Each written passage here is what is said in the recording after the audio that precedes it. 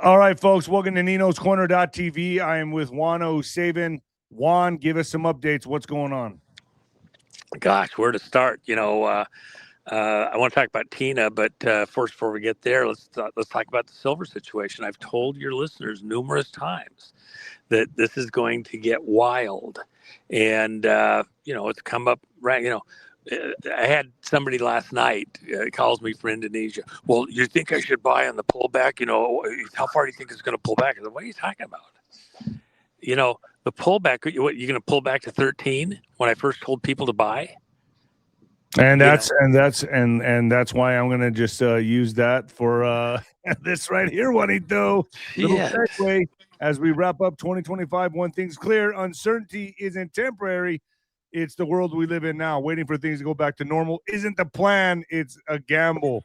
That's why Noble Gold Investments helps Americans protect what they built with real gold and silver that hold value when everything else feels uncertain, folks.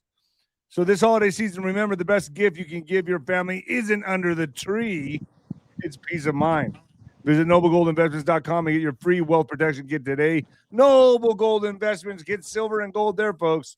That's where I get mine. All right, Juan. So silver right now is what it's. Well, 60? Hold on. You just did the advertisement, but let me just add one thing. The guys sell silver over there. The silver is the better investment. If you have a lot that you're trying to do, I get it. You're going to bury it under the house or whatever. But I'm just telling you that the silver's an industrial metal. The price was heavily suppressed all the way back for 54 years, 1971. Come on, man. You have to understand what's going on here. Silver gets used. Just take one category, industrial silver.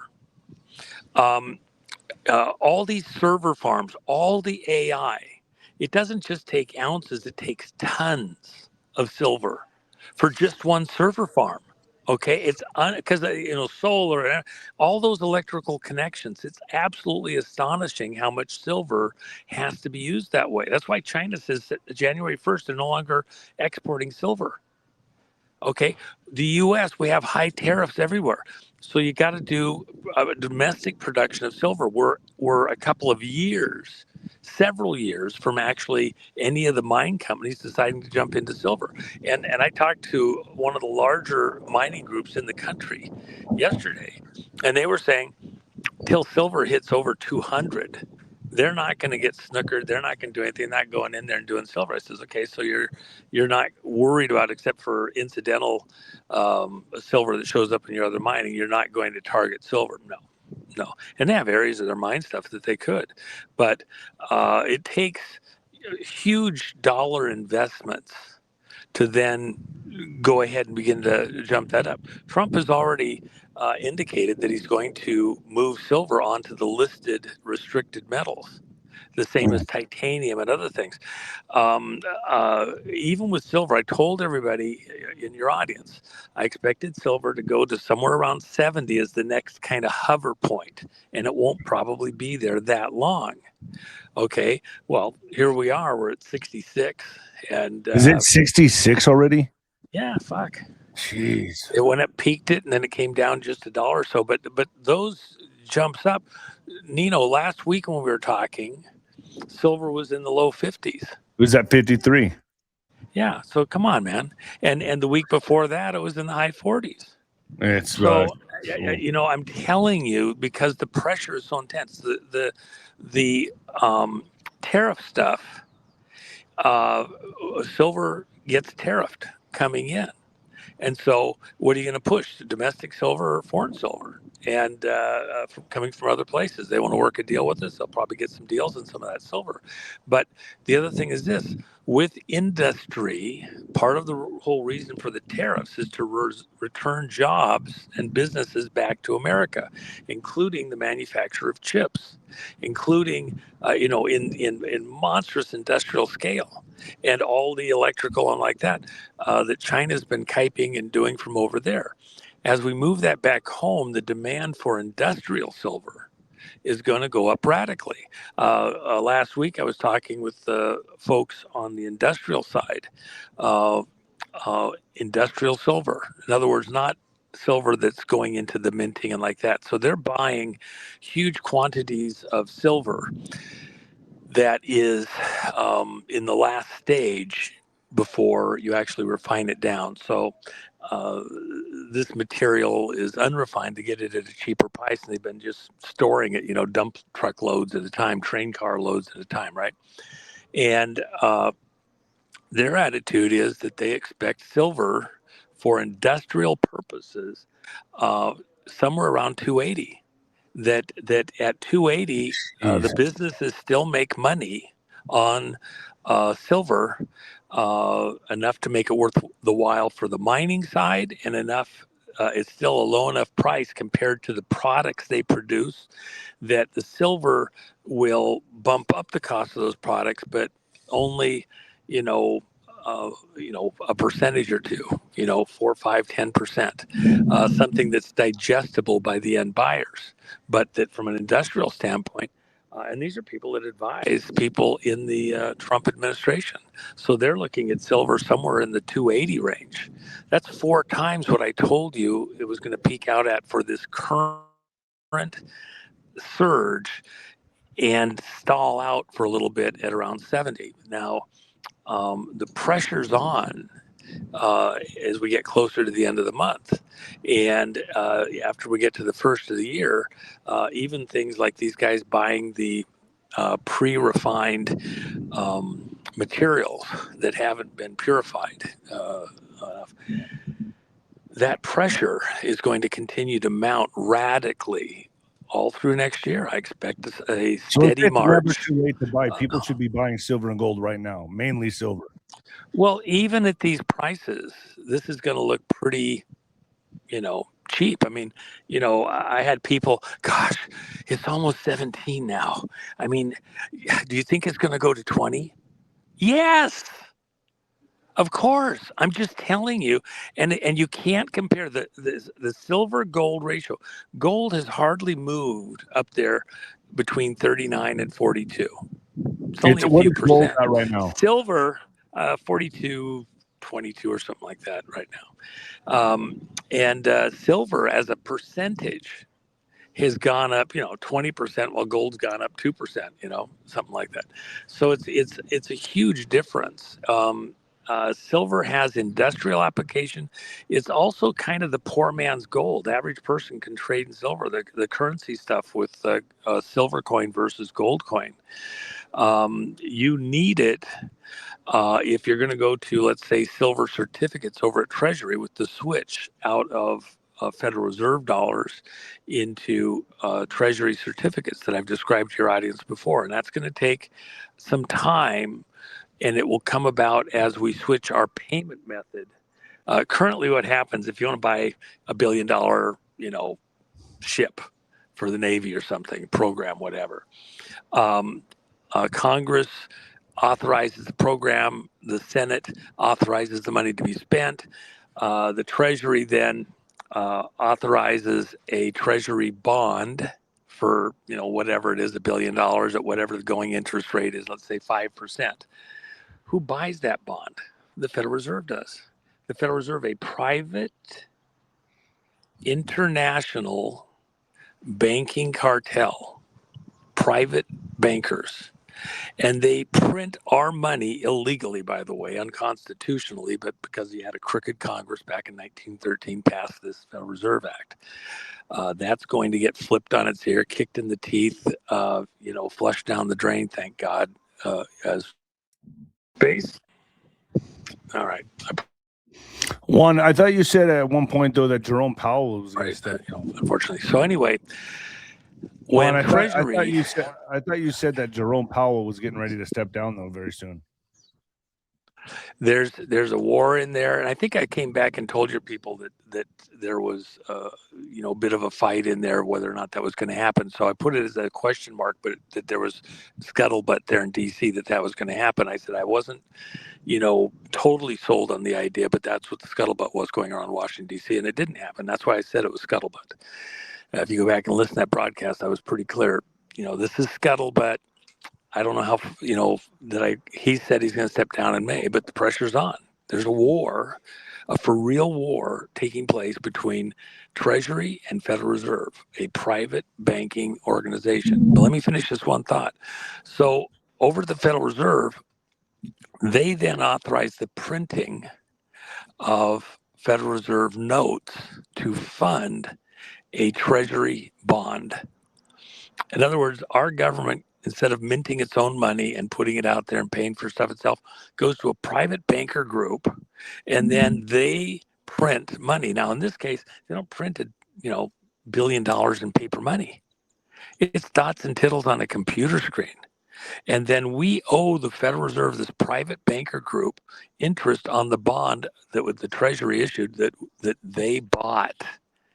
Who do we all owe all this interest to? Oh, we owe it to ourselves. No, we don't. Come on, man. It's the Federal Reserve. It's a globalist banking group. Why did it have? Sorry, I had again. Well, Juan, let's switch gears real quick. Anyway, so the Federal Reserve then, and then we have to pay interest on money. Do that note for 20 years or something, and we're paying interest on it. It's completely insane. To who? Treasury just has to do a Treasury certificate on gold and silver on deposit. We pay interest to nobody. It's asinine.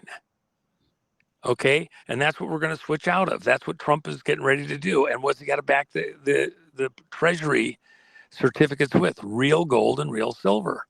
Pallets of gold, pallets of silver, just like Kennedy did. Silver certificate. A certificate for silver that was on deposit on pallets in the vault, real, that if you wanted to come get your silver, you could. Okay? That we backed it with real gold and silver. Okay, that's where we're going, back to constitutional money. If you're owning gold and silver, you're owning where all of this is going to go before everybody else gets there. You're just getting there first. And from a Federal Reserve standpoint, if you're denominating your wealth in Federal Reserve notes, let's go the other direction. Let's say that other than industrial demand, which is raising the value of silver over gold, in some ways, because you can use gold for connections, but it's just too expensive. Silver's the industrial metal. But let's say that silver wasn't moving at all in price right now. What's moving in price is the dollars you're buying it with. The Federal Reserve, by lowering interest rates, which they just did again yesterday, and they're going to do a lot more between now and next summer, when Powell leaves because of pressure, they're going to lower interest rates. As they lower interest rates, the cost of money from the Federal Reserve goes down. So more and more people, sorry about that, another call coming in. The interest rate you pay for the money happens. Well, if the interest rate goes down, more people are going to buy a house. More banks are going to loan more money because the cost of money is less expensive. More projects happen. Where do they go with all of these requests for paper money? They go to the Federal Reserve open market window, okay? And the banks borrow more money. They print more money. What happens to the existing money? It's worth less because there's more money. When they talk about having silver go to 280, like the conversation I just had, as being where they see it for industrial purposes within the industry, some of the players, you could also turn around and say is that they're also saying that the value of the money you're buying that silver with has gone down radically. Okay, that it takes more paper to buy the same amount of silver because the paper is worth less. It's like what happened when Germany had its mark collapse in 1933. At 1917, end of World War I, the dollar and the German mark traded on par. Each would buy the same amount of gold or silver. By 1933, because they were printing so much paper, it became so worth less that you could have a wheelbarrow with billions of dollars in German Deutschmarks, and it wasn't worth as much as the wheelbarrow that would carry it because it was worth that much less because they were just printing it to outer space. Hitler was a paper hanger, okay, printing money, to outer space till the jig was up. It's the same thing with Federal Reserve notes and all those pallets of Federal Reserve notes that I've talked about all over the world. I personally can vouch for, verify 17,000 pallets, $100 million each. Plus, there's another 5,000 I'm pretty comfortable with sources exist. Other people that are within the groups briefing President Trump on that say that the real number is that they've tracked is something around 100,000 pallets. Jeez. Each one with $100 million. 100,000 pallets. Of that, with $100 million each, and that they believe that approximately 40% of that is high quality counterfeit, mostly out of China, but that's being positioned where they're mixing up the bills in the pallets, almost undetectable one to the other, to flood the world currency markets at the street level. Remember, I've told you, when we took down the Soviet Union on the ruble, you can't do it inside the bank machine with dots and tittles. You can't do it at the cash window at the bank. You can do it in the black market where people trade currency on the street, and they will recognize there's more and more of it very quickly, and then lower the value or require more, rubles. In this case, we started out at 40 rubles to the dollar as an exchange in the black market inside the Soviet Union. Within a very short period of time, months, it had gone from 40 rubles to the dollar to 200 rubles to the dollar. It took 5 more rubles, 5 times more rubles to get $1, okay? Because the rubles were so plentiful. It was just paper. It's just paper. And it's the same problem that you have with the crypto, which people don't want to admit, but I get the whole crypto thing. I'm just telling you, why did silver go up so dramatically over the last 30, 40 days at the same time that the bubble popped on crypto and, went from, Bitcoin just tanked. mid-20s, 120, down to 85, 86, 90, okay? Because people wanted to get out of the air and get tangible, and that's happening in lots of places. I've got a transaction I'm aware of that the guys are working hard on crypto, and it's you just look at the numbers, just go, really? Yep. So Juan, let me ask you this. Let's switch gears just for a second. I know this is just an update video, folks. Let's talk about 𝗬𝗶𝗶𝗶𝗏 and the $50 million bounty that you wanted to clarify. Well, you had a short that your folks made of the talk that we had just a couple days ago. And they started out where they mentioned, or they took a clip where I talked about the $50 million bounty that Todd Blanche over at Justice Department, a deputy director, worked through and actually got a $50 million bounty to, arrest Maduro. Information leading to his arrest and capture as a terrorist, drug trafficker, etc. At the exact same moment, I said this in the broadcast with you, at the exact same moment that Pam Bondi, Rick Grinnell, and a couple of other people within the Trump administration were working, tag teaming together to get a deal for Chevron oil to be able to get oil in Venezuela. And it ultimately been probably a $50 billion deal. Okay. So at the same moment we're getting a $50 million bounty on Maduro, same people, same building, same office, same, thing. Bondi is there with Grinnell, and they're trying to get a $50 billion oil deal finished, that favors, depending on how you want to look at it, the Rockefeller clan and the Bush clan. Okay, they're working tag team together. Okay, so where's the logic, the genius in that? The left hand doesn't know what the right hand's doing. And if that deal got sealed back last spring when they were trying to do that and push it on us and get it done, and I know about the meetings that took place over at the Kennedy Center. We got the witnesses, know what happened. Who was present in the meeting? Hello, excuse me, Grinnell. And by the way, Pat Byrne mentioned it a couple days ago, and I've mentioned it without going precisely in your shows because I don't have direct proof of it. But the scuttlebutt has been around Washington D.C. for a very long time that Rick Grinnell is compromised. There's video that was taken by a foreign intelligence agency of him boffing a arguably 15-year-old boy. Okay, he's gay, and Oh boy. that is blackmail. Okay, he's being blackmailed. Well, why was he doing that stuff to try and get Chevron deal in Venezuela, where we're on the verge of war? What's the disconnect here? Okay, and we see it all through other people around President Trump. Godfather, just let me go get him. Let me go tear these people apart. And no, not yet. Hold on.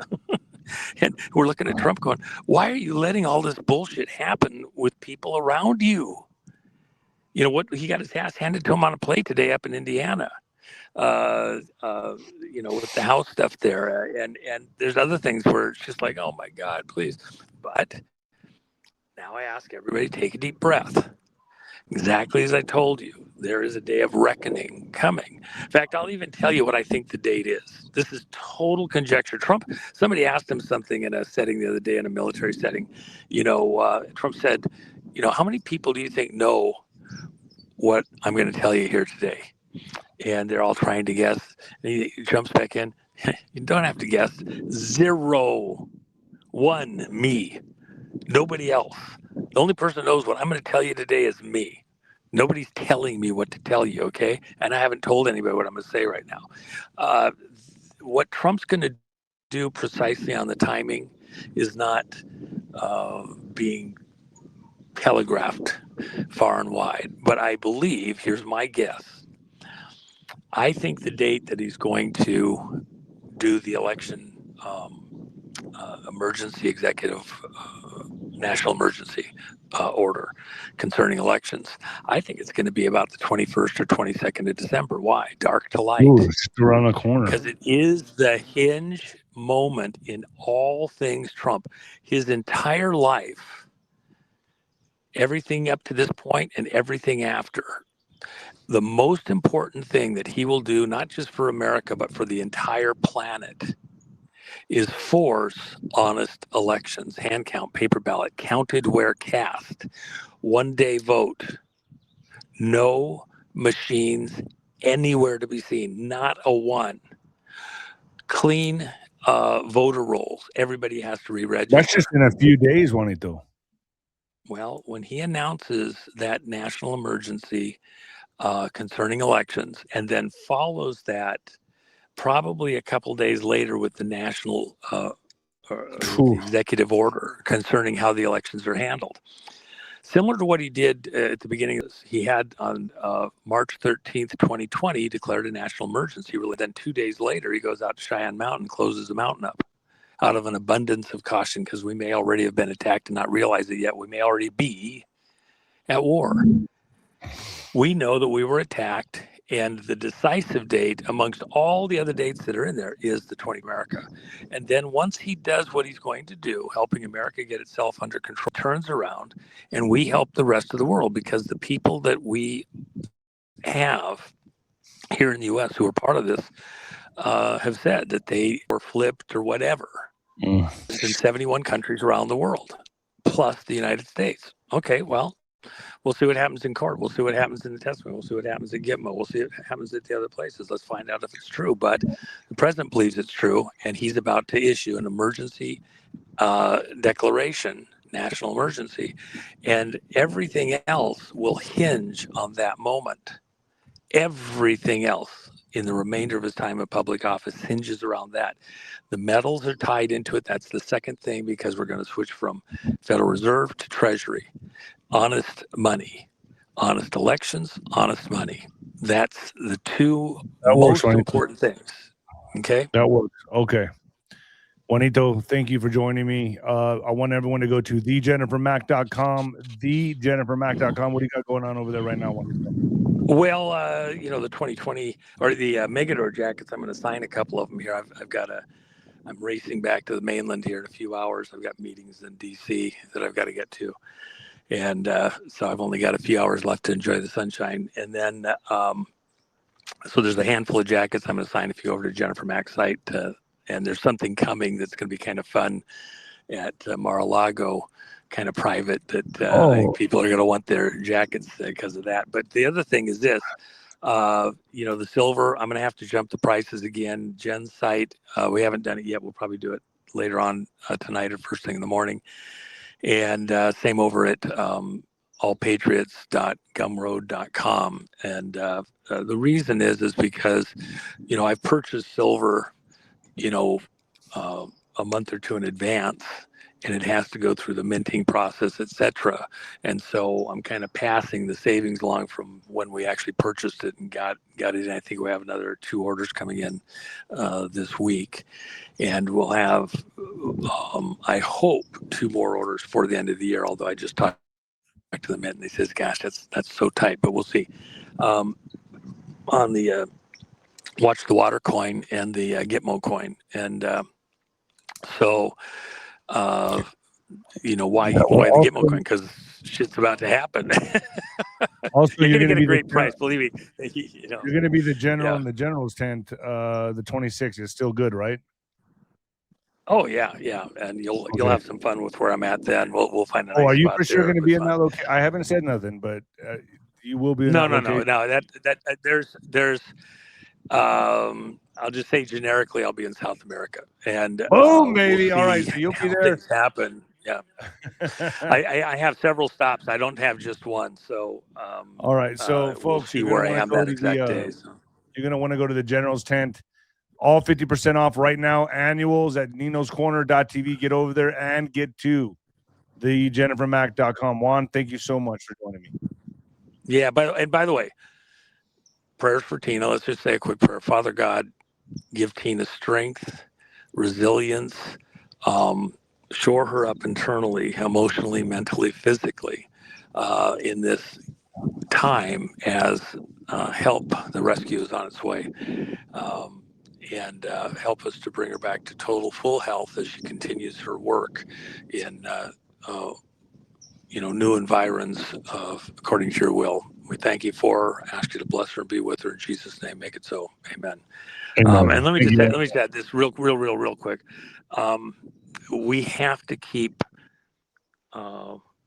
you know, I would still be calling the White House. We're not going to get anywhere with the Colorado and the governor. You can call them and cuss them out if you want. The prison system, the president, there was just a national federal investigation into the operations of the Colorado prisons and whether or not they meet federal guidelines for how prisons are run. Tina will be a witness on the way the Colorado prison systems are run because they bounced around to several facilities. She'll have a whole big story to tell, which she's documented with her notes and complaints and stuff like that. So with that in mind, she's a witness to all sorts of bullshit in the Colorado prison system when she gets out. And I've said we need prison reform. Colorado's as good a place to start. There's actually something going on in California simultaneous.